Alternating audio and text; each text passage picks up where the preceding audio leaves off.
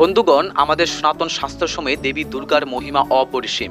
শিব মহাপুরাণ রুদ্র সংহিতা সৃষ্টিখণ্ড অধ্যায় 16 শ্লোক 43 এবং 45 স্পষ্টভাবে উল্লেখ আছে দেবীর অসংখ্য নাম প্রসিদ্ধ হয়েছে। কালী, চণ্ডিকা, ভদ্রা, চামুণ্ডা, বিজয়া, জয়া, জয়ন্তী, ভদ্রকালী, দুর্গা, ভগবতী, কামাখ্যা, কামদা, অম্বা, সর্বমঙ্গলা, এমন আরও বহু নাম। প্রত্যেকটি নাম দেবীর বিশেষ গুণ ও কার্য ধর্মকেই প্রকাশ করে।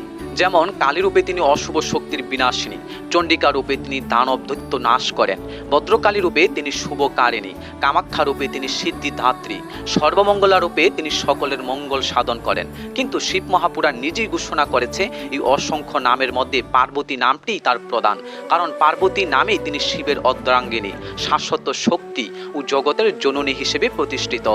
যদিও দেবীর অনেক নাম আছে, তবু দুর্গা নামটিও অসাধারণ শ্রেষ্ঠত্ব লাভ করেছে, কারণ দুর্গা নামের অর্থ যিনি সব দুঃখ, কষ্ট ও বিপদ থেকে মুক্তি দেন, যিনি দুর্গতি নাশিনী, তাই তিনি দুর্গা। এই নাম উচ্চারণ মাত্রেই ভোগ ও মুক্তি দুই লাভ হয়, এই কথা শাস্ত্র বহুবার প্রতিপাদন করেছে।